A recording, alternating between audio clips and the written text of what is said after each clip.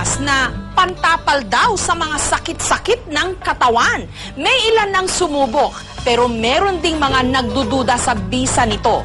Negative ions. Meron nga ba itong resultang positibo? 6 na buwan lang si Baby Rupert nung nagkaroon siya ng tinatawag na scalded skin syndrome. Matinding sakit sa balat kung saan namumula at nalalaglag ang balat sa kanyang buong mukha at katawan. Pagdating ng 2 days, dinala ko sa pidya. Sabi ng pidya, ay kailangan ito ay dalhin sa ospital para maswiruhan. Nangamba ang kanyang mga kamag-anak na baka hindi na siya gagaling pa. Pero makalipas ang 1 taon, heto na si Baby Rupert. Masayahin. At higit sa lahat, flawless. Ang nagpakinis daw sa kanya, sanitary napkin na may negative ions. Wala naman daw masama kung sinubukan nila ito, lalo ba't 10 piso lang kada piraso. Tinatanggal lang nila ang negative ion strip sa sanitary napkin. Pagkatapos, itinapal sa sugat ni Baby Rupert. Makalipas lang daw ng 1 linggo, unti-unti nang kuminis di umano si Baby Rupert.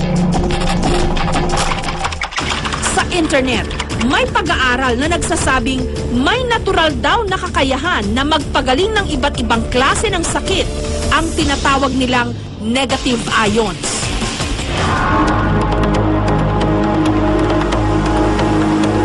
Nagmumula raw ito sa kalikasan mismo, katulad ng waterfalls, dagat, at bundok. Meron din daw negative ions ang katawan ng tao.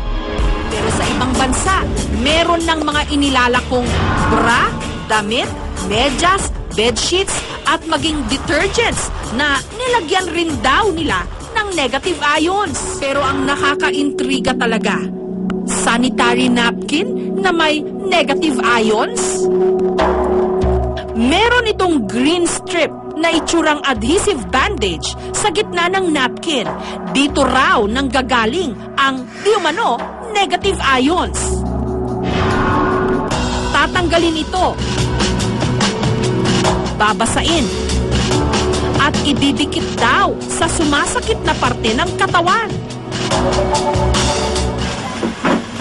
Si Yoli, 41 years old, noong nakaraang taon, meron daw nakitang cyst sa kanyang matres. Pero nung ginamit daw niya ang negative ion na sanitary napkin, wala pa raw ilang oras, nawala na ang kanyang cyst di umano. Kung hindi ito lumabas, no, tong mga laman-laman na to, kasi nung parang kulani siya ng baboy na lumabas. Ang tendency nun, hanggang kinabukasan, kung inabot ako ng kinabukasan, mamamatay ako because of sepsis. Sa sobrang bilib ni Yoli rito, pati na ang kanyang pamilya, pinagamit niya nito. Kapag sinisipon daw ang kanyang mister, pinapasinghot niya ng negative ion na napkin. Tinatapalan din niya ng napkin ang idinadaing na bahagi ng katawan ng kanyang junior, kasi hodang hindi ito kaaya-ayang tignan. Nung una, inaalas ka nila siyempre. Yak! Ano yan? Napkin! Pero na na-try nila, lahat sila ngayon nakano. Kaya naman para makaiwas daw silang lahat sa sakit, tinadtad ni Yoli ng negative ion strips ang kanilang buong bahay.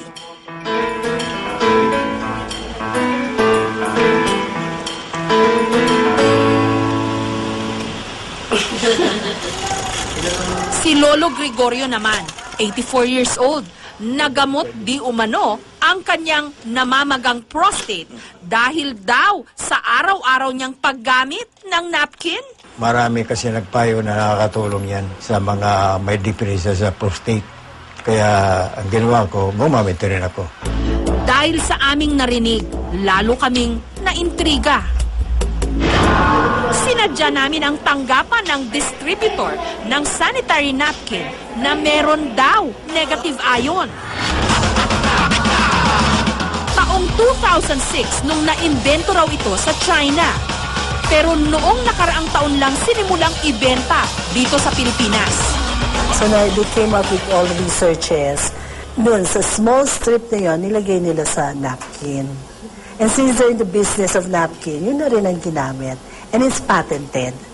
Trade secret daw ng mga Hapon na siyang gumagawa ng kanilang produkto kung papaano inilalagay ang negative ions di umano sa strip na ito. Hindi mo Ipinakita rin nila ang kanilang strength test para raw patunayan na may enerhiya Okay. ang kanilang napkin. 1, 2, 3, go. Go. Okay, madali lang siya. Okay, this is what we call strength test. Zip lang, zip. Konting zip lang. 1, 2.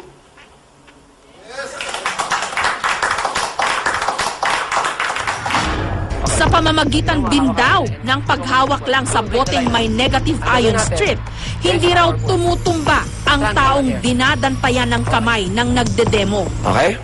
1, 2, 3, go. Pag tinanggal mo, tanggalin mo.